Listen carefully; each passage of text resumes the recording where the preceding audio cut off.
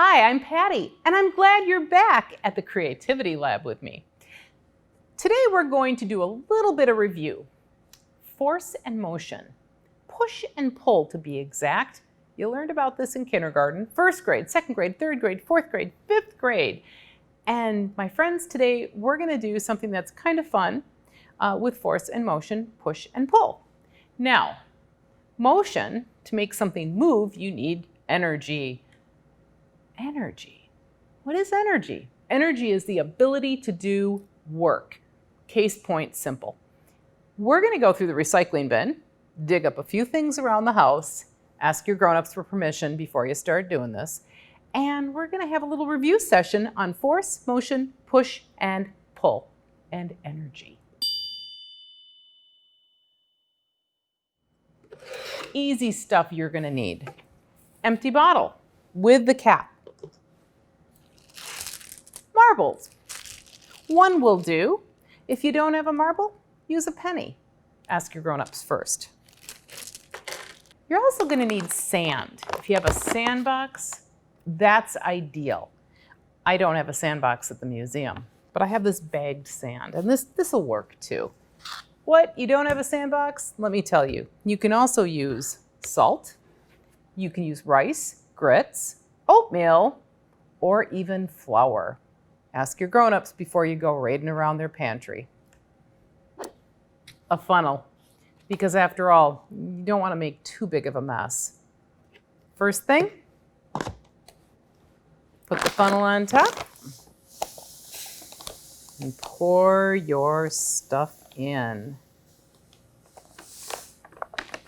Now I'm putting mine about halfway because I want you to be able to see what I'm doing. And I'm going to select a blue marble because I think a blue marble will show up better. We're going to pop that in. One marble is all it takes. Some people like to put two marbles in, but we'll start out with one marble. We don't want to get too difficult. Now I'm covering that marble with more sand or grits or salt or whatever we have laying around. I'm going to put the cap on. There we go. Got it on nice and tight. Now, make sure it's on tight because when you see what we're going to do with it, you're going to have sand all over the place. So make sure it's tight. This is where a grown-up comes in handy too. By pushing and pulling,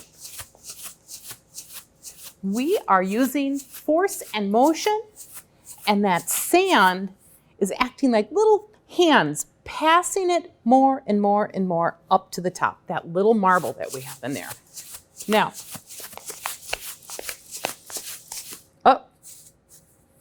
there it is. And you can see it was pushed from about here all the way up to here. It took me about 25 push and pulls. Now, if I were to take it and fill it all the way to the top, or almost all the way to the top with sand, and I put it pretty much on the very bottom, and I did this for 3 bottles with the same amount, and you have 3 of your friends, you could have a contest. Who can push and pull faster to get that marble up to the top? Now this is force and motion. For every action is an equal and opposite reaction. You can thank Sir Isaac Newton for that. And you are also using a little bit of Newton in here too. The marble is at rest. That's inertia. First law of motion. An object at rest will stay at rest until acted upon by a force.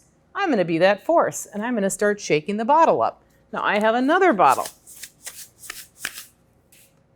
But why should I have all the fun? Ask your grown-ups. Got a recycle bottle with a lid? Dig up some sand, dirt, oatmeal, whatever you have. Don't have a penny? Don't have a marble?